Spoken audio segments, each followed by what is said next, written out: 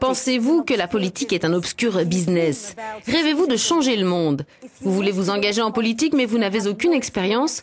Celle de Jon Gnarr pourrait vous intéresser.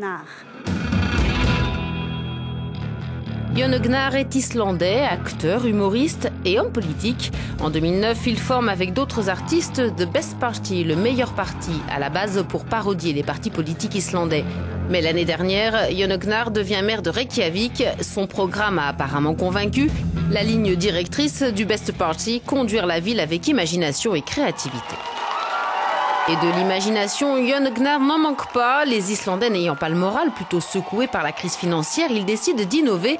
Outre des serviettes de bain gratuites dans les piscines, il promet entre autres un ours blanc au zoo local, alors que les autorités islandaises, de leur côté et par mesure de sécurité, abattent les ours polaires qui, victimes de la fonte des glaces, nagent jusqu'en Islande. Jon Gnarr avait fait la promesse d'être un maire cool, alors c'est habillé en drag queen que ce père de 5 enfants ouvrira la Gay Pride. Jon Gnarr était récemment l'invité de la Villa Gilet à Lyon, en France, pour la table ronde culture et politique. C'est là que nous l'avons rencontré. Mais qui répondait à nos questions? L'homme politique ou le comédien? À vous de juger. Jon Gnarr, comment avez-vous fait? Comment vous êtes-vous retrouvé en politique? J'ai formé un parti politique sans idéologie. Au début, j'ai eu 2 idées. L'une était de l'appeler le meilleur parti, celui qui serait mieux que tous les autres partis politiques.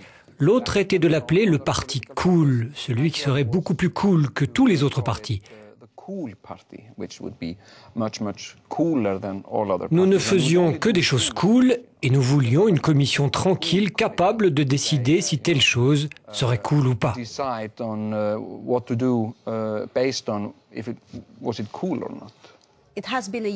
Vous avez été élu il y a 1 an. Reykjavik est-elle devenue une sorte de république anarchique?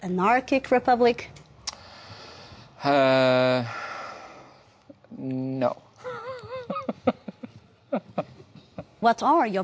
Quels sont vos projets pour votre ville en tant que meilleur parti? Vous avez les meilleurs plans?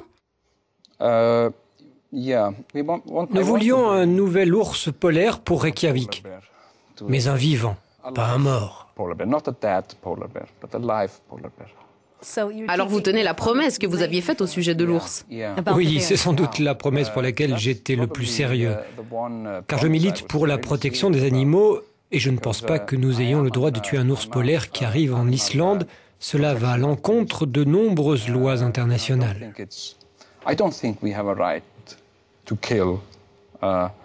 A polar bear that comes to Iceland. I just don't think we have the right, and I think it's against many international law, actually. Les artistes sont-ils capables de travailler dans le système politique actuel ou voulez-vous carrément le changer? Je n'ai encore rien décidé à ce sujet. Je voudrais vraiment changer les gens, la façon dont ils pensent et se comportent. To change the way people think and behave.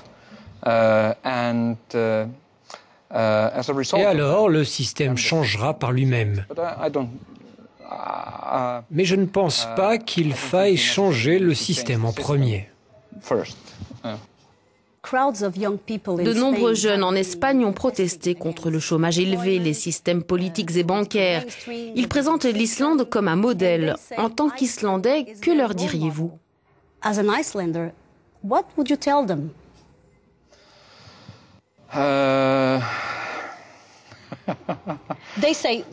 Certains disent, nous aussi, nous voulons devenir Islandais.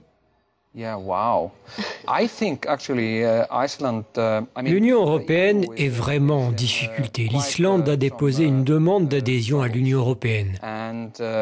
Je pense que l'Islande peut sauver l'Union européenne. Et peut-être que ces jeunes deviendront islandais si dans quelques années, l'Union européenne décide de rejoindre l'Islande. C'est dans l'autre sens. Ça pourrait l'être, peut-être que dans 3 ans, l'Union européenne va demander à rejoindre l'Islande. Voyez-vous l'Islande comme un exemple de démocratie?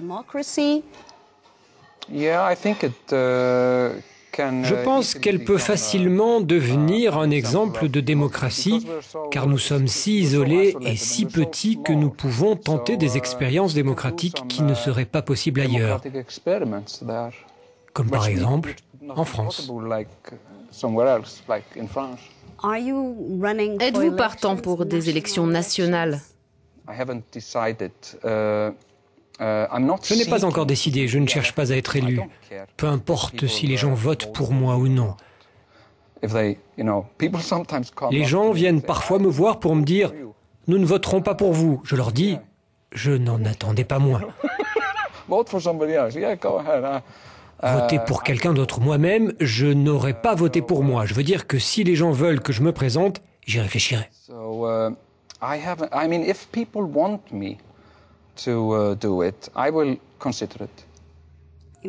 Les gens extérieurs à l'île voient l'Islande comme un laboratoire ou une société constamment à la recherche de nouvelles façons d'agir. Vous avez même un Premier ministre gay. Nous avons un Premier ministre qui est lesbienne et je pense que nous devrions être fiers de ça. Car dans de nombreux pays du monde, les homosexuels n'ont même pas de droits, ce que nous, ici, nous considérons comme une nécessité. Gay people don't even have human rights that we consider a necessity. Nous devons être extrêmement fiers. Je pense qu'elle est le Premier ministre la plus cool au monde.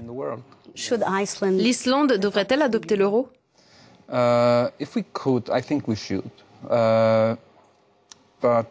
Si nous pouvions, je pense que nous devrions parce que la couronne islandaise pose des problèmes, car c'est une monnaie faible.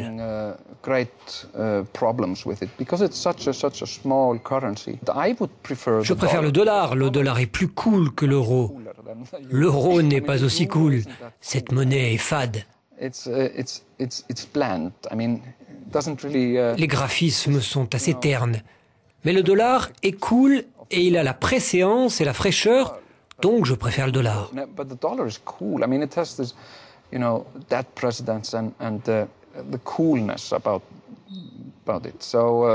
Vous savez, je veux dire, vous pouvez appeler un film pour quelques dollars de plus ou quelque chose avec le mot dollar. Difficile de le faire avec l'euro.